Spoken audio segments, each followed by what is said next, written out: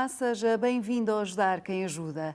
15% das crianças com síndrome de Dravet morrem antes de atingir a adolescência e 20% não chega à idade adulta. Os números podem ser assustadores, mas hoje falamos com a doutora Sara Prates, presidente da Dravet Portugal, para desmistificar, no fundo, o que é esta doença. Olá, doutora Sara, bem-vinda. Olá, muito obrigada pelo convite. O prazer é sempre nosso. Vamos falar um bocadinho do síndrome de Dravet. Quando e com que objetivo é que surge esta associação, no fundo? A associação foi criada em 2015 por um grupo de pais de crianças com síndrome de Dravet que já desde há alguns anos se vinham a encontrar informalmente e que nessa altura decidiram que era importante formalizar uma associação de forma a podermos ter uma intervenção mais eficaz em prol das famílias e pela divulgação desta doença. Nós já voltamos à conversa. Para já vamos ver uma reportagem. O síndrome de Dravet é uma doença genética incurável que foi descrita pela primeira vez nos anos 70.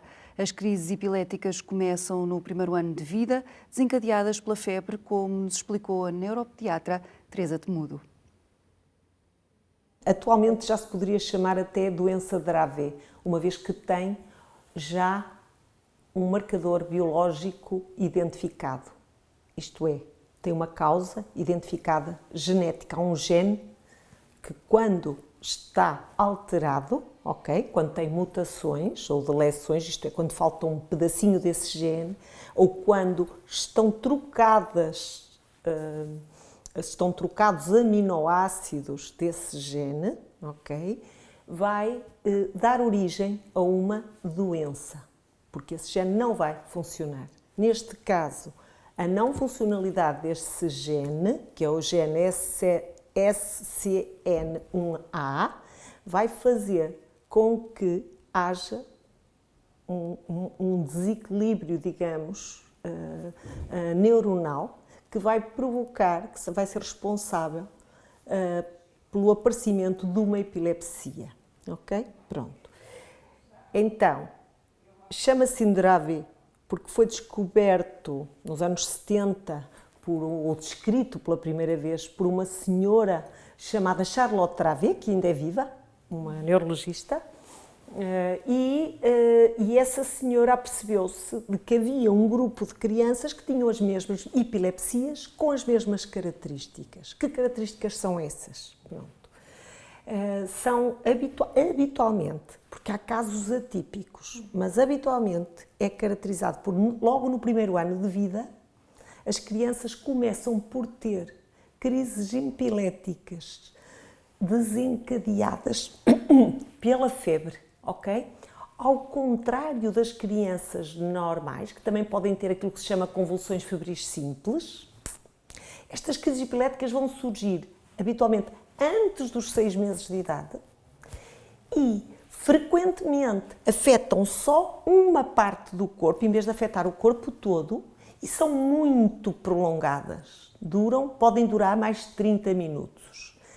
Frequentemente estas crianças têm que ser internadas em unidades de cuidados intensivos, isto no primeiro ano de vida. Porquê é que eu estou a dizer isto? Porque isto é importante para os pediatras estarem alerta quando lhes aparece uma criança com estas características, portanto menos de 6 meses, e crises com a febre muito prolongadas ou que afetam só metade do corpo e são simultaneamente muito prolongadas. Durante o primeiro ano de vida, habitualmente, estas crianças têm um desenvolvimento normal, apesar de terem muitas crises, e curiosamente o eletroencefalograma é, durante o primeiro ano de vida, ainda normal. Pronto. É no segundo ano de vida, habitualmente, começam a surgir outro tipo de crises epiléticas. Vão ter crises com febre e sem febre. E crises de muitos tipos, ok? De tal forma que antigamente se chamava esta epilepsia polimorfa. Isto queria dizer que tinha muitos tipos diferentes de crises epiléticas. É no segundo ano de vida também que se começa a notar então o atraso do desenvolvimento psicomotor e, isto é, começam a ficar mais lentificadas, a desenvolver menos, a adquirirem menos linguagem e podem, para além do mais, também ter desequilíbrio. Doutora Sara, pelo que vimos, a doutora Teresa falava que a causa será, no fundo, um problema num gene. No entanto, já se percebeu porque é que afeta algumas crianças e não outras? É uma questão hereditária também? Normalmente não é uma doença hereditária, ou seja, é uma alteração num gene que ocorre no momento da concepção, mas que não é herdada dos pais. Há uma pequena percentagem, muito pequena percentagem, em que de facto é herdada, mas na grande maioria dos casos não. E tanto que na maior parte dos casos, se a criança tem irmãos, eles não são afetados. Só a criança que sofreu aquela mutação no momento da concepção, ou não sabemos exatamente em que momento, não é? Mas aquela mutação ocorre naquele momento, não foi herdada dos pais. Em relação ao diagnóstico, a doutora Teresa também alertava os pediatras para estarem atentos a estas situações. É difícil fazer o diagnóstico destas crianças? Este síndrome pode ser confundido com outras patologias? Pode ser facilmente confundido com outras patologias se os médicos não estiverem atentos.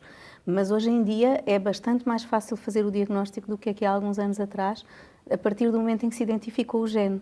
Porque a partir do momento em que se identificou o gene, passou a ser possível fazer o diagnóstico genético. E, portanto, o que é essencial é que haja uma suspeita clínica perante um determinado caso que se pode tratar de síndrome de Dravet. E se houver dúvidas e necessidade de confirmação, é então possível fazer o teste genético que permite confirmar o diagnóstico. Esse é um teste que só é feito já depois do nascimento da criança, não? Sim, porque não se acontece como, por exemplo, trissomia 21, ou assim, que na gravidez se faz previamente logo exames. Não, aqui não é porque em relação à trissomia 21, a própria ecografia e determinadas análises de sangue permitem identificar alguma coisa, não é? Para além de que é uma doença muito mais comum. A síndrome de Dravet é muito rara. Pensa-se que afete 1 em cada 20.000 a 40.000 nascimentos. Eu estive a fazer as contas em relação à taxa de nascimentos por ano em Portugal e o que será expectável é que haja entre 2 a 4 novos casos por ano. E, portanto, não é possível fazer um rastreio de todas as gravidezes para encontrar 2 a 4 novos casos. E depois estas crianças nascem normais, sem qualquer característica que as identifique. Só a partir do momento em que começam a ter as primeiras convulsões é que poderá tornar-se suspeito. E pode haver um atraso, digamos assim, na detecção quando a doença não é detectada e é diagnosticado erradamente outra patologia? Isso traz diversos problemas, porque se a doença não for diagnosticada de forma correta, logo o primeiro risco à partida é que dos inúmeros fármacos antiepiléticos de que dispomos, alguns sabemos hoje em dia que estão contraindicados na síndrome de Dravet, porque agravam a doença. E não havendo o diagnóstico, há um risco de que esses fármacos sejam sejam utilizados. Depois, o outro risco é que, tal como a doutora Teresa Temudo disse, a síndrome de Dravet não é só uma epilepsia. É uma doença que também condiciona um impacto negativo sobre o desenvolvimento da criança. E se não houver um diagnóstico, estamos a atrasar a intervenção no sentido de potenciar o mais possível. Estas crianças necessitam de uma intervenção precoce para potenciar o mais possível o seu desenvolvimento. E na falta de um diagnóstico, essa intervenção pode ser mais tardia e não ser tão eficaz. E é possível, com os tratamentos existentes, travar de alguma forma a evolução da doença? Não, é assim, a doença não é uma doença degenerativa, ou seja, não evolui no longo prazo, não evolui, pensa-se nos estudos que existem, que não evolui no sentido de uma degradação progressiva, mas ali naqueles primeiros anos de vida há de facto uma lentificação a nível do desenvolvimento. E as evidências não são ainda muito claras, mas pensa-se que um tratamento mais adequado talvez permita, de facto, minimizar não permite, pelo menos tanto quanto sabemos, evitar que aconteça esse prejuízo do desenvolvimento. Mas há alguma evidência de que permite que ele não seja tão marcado. E, portanto, é bom, de facto, que seja feito o diagnóstico precoce e uma intervenção precoce. Quando são estas primeiras crises que podem ser confundidas com uma epilepsia comum, digamos assim, o que é que os pais devem fazer? Porque muitos nem sequer têm conhecimento desta doença. Claro. Não, sempre que há uma convulsão, uma crise epilética grave, os pais devem dirigir-se ao hospital para a criança ser tratada. E depois, se essas crises começarem a repetir, se forem prolongadas, é sempre importante que haja um médico que esteja atento e que os pais também se estiverem informados. E isso é um dos nossos objetivos, é divulgar informação sobre esta doença também para a população em geral, porque muitas vezes também são os pais que ouviram qualquer coisa em qualquer sítio e alertam o médico para pensar nisto. Muitas vezes nas doenças raras acontece isso, os pais é que procuram e são eles próprios que tomam a iniciativa de alertar os profissionais de saúde. A Associação também tem desenvolvido algum trabalho junto das zonas pediátricas, digamos assim, quer dos hospitais, centros de dia, para sensibilizar precisamente para estes diagnósticos que podem surgir? Nós temos tentado divulgar informação aos hospitais. É dos nossos objetivos, é uma das coisas que temos feito, é divulgar informação principalmente aos hospitais. Não temos ainda capacidade para divulgar, por exemplo, aos cuidados de saúde primários, mas será um projeto de futuro. De qualquer forma, uma criança que começa a ter convulsões repetidas e graves e prolongadas, é uma criança que acabará por ser vista por um pediatra e não apenas por um médico de família. Portanto, temos investido mais ao nível da pediatria e da neuropediatria. Porque aí, no fundo, é que estas crianças inevitavelmente vão ser vistas por esses especialistas, sim. Vamos falar dos tratamentos, novamente com a doutora Teresa. Ainda se estudam quais os antiepiléticos mais adequados, pois alguns podem aumentar a frequência das crises, como acabou de dizer a doutora Sara. A neuropediatra Teresa Temudo deixa assim a alguns pais alguns conselhos que devem seguir como forma de prevenção. Desde que se encontrou a mutação genética, começou-se a perceber que alguns antiepiléticos com que estavam medicadas estas crianças agravavam a epilepsia ainda mais. Então, começou-se a perceber quais eram os antiepiléticos mais adequados para elas. E hoje em dia há antiepiléticos que nós sabemos com que as devemos medicar imediatamente e outros que devemos evitar. Ok? Pronto. E está a ser feito um esforço enorme em todo o mundo. Ainda agora vamos começar aqui mesmo no hospital um ensaio com um novo fármaco, um ensaio internacional a nível mundial, em fase 2, que vai testar um novo fármaco em crianças também com síndrome de Dravet. Portanto, estão a ser feitos esforços enormes para se descobrir antiepiléticos que façam com que estas crianças tenham menos crises e crises menos prolongadas no primeiro ano, nos primeiros anos de vida, de forma a não ficar tão afetado o seu desenvolvimento psicomotor. Porquê que é tão difícil ainda entrar no terreno, nas terapias, nos tratamentos eficazes para este síndrome? Há muitas epilepsias ainda que são refratárias aos tratamentos médicos, e o que se pensa até é que este gene não apenas é responsável pela epilepsia, mas provavelmente, independentemente também da epilepsia, vai dar outros sinais neurológicos. Isto é, não há a certeza absoluta que, se controlarmos completamente as crises, estas crianças não fiquem igualmente com algum grau de atraso de desenvolvimento psicomotor e com alguns dos sinais neurológicos. Entende? Isto é um pouco complicado. E podemos dizer que há alguns fatores que podem desencadear mais crises, digamos assim? Sim, quais? sim. E é isso que é importante dizer à população em geral. A febre, como eu disse, ter muito cuidado quando uma criança... A febre e as infecções, ok? Isto não quer dizer que vamos dar antibióticos, por exemplo, profilaticamente. Não. Mas é muito importante, ainda agora eu diagnostiquei muito recentemente, soube na semana passada, tenho um novo caso de uma menina pequenina com 1 ano de idade e que eu aconselhei no hipoinfantário a ficar com a avó, para não contactar com infecções e não ter tantas crises, ok? Mas isto não quer dizer que devamos meter as crianças numa redoma, não é? Devem fazer o programa de vacinação igual ao das outras crianças. Não devem fazer como alguns pais pensam e alguns médicos, antibióticos profilaticamente para não, só são medicadas se tiverem uma infecção, mas se tiverem febre, sobretudo, os médicos devem ser bastante agressivos na forma como lidam com a febre, de forma a baixar rapidamente a temperatura, despir imediatamente as crianças, os pais, esfriar o ambiente e dar antipiréticos conforme prescrição médica, ser aí muito rigorosos. Outra coisa, Ter cuidado também com as temperaturas ambientes, no verão sobretudo, e se vivem em sítios muito quentes, evitar, arranjar alguma forma destas crianças, quando são mais pequeninas, estarem em ambientes mais frescos. E cuidado com os banhos muito quentes, não dar banhos muito quentes. Tudo que seja temperaturas altas, portanto, água tépida para o banho, sempre. Algumas destas crianças fazem crises quando entram no banho quente. Uma coisa muito importante é estas crianças andarem sempre com uma carta escrita pelo médico neuropediatra ou pelo seu pediatra, em que, sobretudo quando vão para férias e para sítios menos conhecidos, com o diagnóstico escrito numa carta e com os antipiléticos que podem fazer no caso de entrar num serviço de urgência com crises e aqueles que não podem fazer. Isto é fundamental.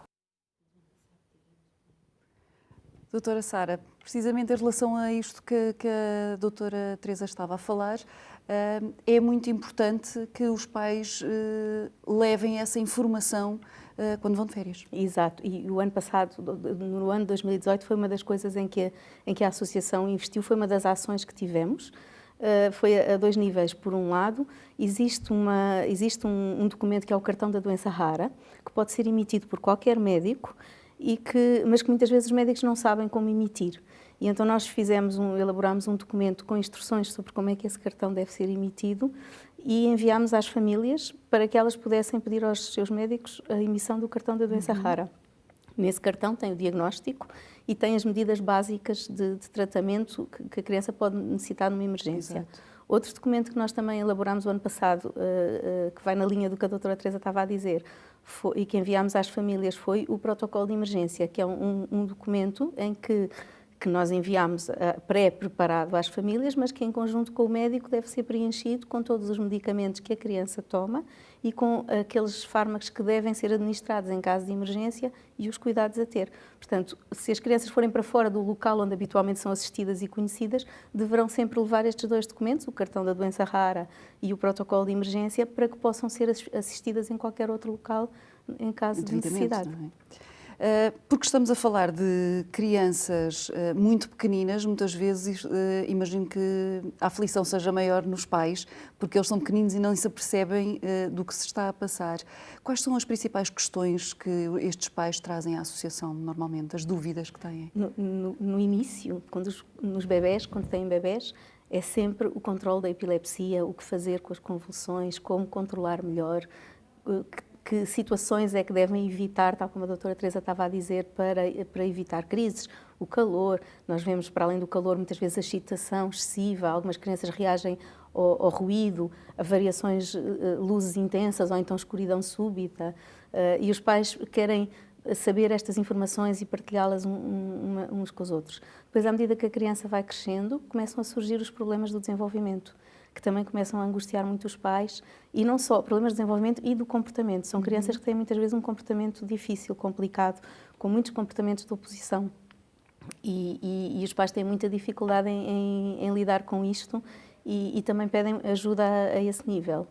E uma das coisas que nós fazemos assim, o mais básico, que nós estamos a fazer é colocar os pais em contacto uns com os outros. Criámos uma rede, Exato. uma rede de contactos entre as várias famílias que permite partilhar experiências. Os que já estão nisto há mais anos vão partilhando as suas experiências com os que chegaram mais recentemente. Fazemos anualmente um encontro de famílias em que as famílias que quiserem participar se encontram e têm momentos lúdicos de descontração, de convívio, mas também têm momentos formativos em que houve um ano em que convidámos fisioterapeutas que foram falar da parte do apoio ao desenvolvimento, houve um ano que tivemos um neuropediatra que foi falar sobre a doença, uma psicóloga que foi falar sobre como lidar com os distúrbios de comportamento. Portanto, nós tentamos ir ao encontro também dos problemas dos pais através destes meios. São crianças que poderão chegar à adolescência com menos problemas neurológicos e eles próprios aprenderem a lidar com a doença ou não? É muito variável de criança para criança. Alguns têm mais consciência da doença do que outros. Alguns têm um desenvolvimento mais perturbado, mais deficitário e têm menos consciência de si e da doença. Exato. Outros têm um desenvolvimento mais complexo, avançaram mais e conseguem de facto ter consciência de que têm esta doença. Há crianças adolescentes que desenvolvem comportamentos muito... Nós percebemos de alguma revolta, de alguma agressividade e em muitos casos eu penso que isso acontece também quando eles não conseguem perceber o que é que se está a passar com eles. Muitas vezes a linguagem deles é limitada e a compreensão da linguagem, embora compreendam normalmente e gostam e querem comunicar, mas podem ter uma linguagem mais limitada e ter dificuldade em perceber o que é que se passa com eles. Isso muitas vezes manifesta-se em comportamentos de revolta, de agressividade, que são muito, muito difíceis de lidar. No fundo, não conseguem passar a mensagem e ficam frustrados com isso. Sim. Em relação à investigação, que a doutora Teresa também falou, tem evoluído bastante nestes últimos tempos? Sim, tem havido. Nós temos noção de que há várias linhas de investigação em curso, nomeadamente para fármacos, para novos fármacos. E isso também é um papel das associações. Nós, a Associação Dravet Portugal, fazemos parte de uma federação europeia de associações. Neste momento já são 17 associações de 15 países europeus e, em conjunto, conseguimos reunir fundos para financiar a investigação. E estamos neste momento a financiar um projeto de investigação de uma terapêutica que tenta ir mais próximo da origem do problema, tenta ir ao gene. Mas há outras terapêuticas, outras investigações de outros fármacos que já estão mais avançadas, porque esta que nós estamos a apoiar ainda está muito na fase laboratorial. Exato. Mas há investigações, há estudos de fármacos que já estão mais avançados. Isso também pode ser um papel das associações, que é, como isto é uma doença rara e os doentes são poucos, nós tendo conhecimento dos doentes, se tivermos conhecimento dos centros que estão a fazer investigação, podemos potenciar este contacto entre os doentes e os centros para facilitar estes projetos de investigação que nos dão sempre muita esperança. Claro, mesmo porque imagino que agora, sabendo qual a causa que é aquele gene, também se calhar é mais fácil a nível de investigação perceber como é que podem evitar essa mutação ou o que seja no futuro. Os estudos que estão em curso não são no sentido de evitar a mutação, mas são no sentido... Porque nós, no nosso código genético, temos sempre 2 cópias de cada gene. Exato. E estes doentes têm uma cópia doente e uma cópia saudável. O que acontece é que a cópia saudável não consegue produzir a quantidade de proteína suficiente para evitar a doença. E os estudos de investigação que se estão a fazer a nível de tratamento genético são no sentido de fazer com que a cópia saudável consiga produzir mais e compensar o que falta. É isso, portanto, não é propriamente evitar a doença, é corrigir, tentar, na medida do possível, corrigir o defeito. É possível ter alguma qualidade de vida com este síndrome? É difícil, mas é possível. Eu acho que eu queria, por um lado, deixar a mensagem de que esta doença afeta brutalmente a qualidade de vida das crianças e das famílias, muito das famílias, porque as famílias vivem num medo, numa angústia permanente de que haja uma crise que não conseguem controlar. Nós sabemos que estas crianças têm uma mortalidade precoce muito elevada e pode ser por uma crise prolongada, pode ser por um acidente, pode ser por uma morte súbita, que não sabemos ainda qual é bem a causa. E, portanto, estas famílias vivem sempre constantemente essa angústia. Qualquer coisa normal, banal. Eu lembro-me quando o meu filho era pequeno, ir ao parque infantil era um stress, porque eu tinha medo que ele, a qualquer altura, estava lá a trepar, tinha uma crise, caía e podia magoar-se gravemente. E, portanto, qualquer coisa do dia-a-dia para estas famílias é muito assustador e muito estressante. Mas, por outro lado, também é possível nós, em conjunto, uns com os outros, e é isso que nós queremos transmitir, esta mensagem positiva, também é possível aprendermos a viver com isto, apoiarmos uns aos outros, angariarmos apoios, e aprender a viver com isto o melhor possível e também saborear os nossos momentos de felicidade, que também os temos. Muitas vezes nos nossos encontros de família, no dia 23 de junho, por exemplo, celebra-se o Dia Internacional da Síndrome de Dravet. Este ano tivemos um momento extraordinário em que uma companhia de teatro nos ofereceu um espetáculo de teatro sensorial para crianças e tivemos lá as famílias e outras pessoas que nos quiseram acompanhar e foi lindíssimo ver as crianças a assistir àquele espetáculo maravilhadas.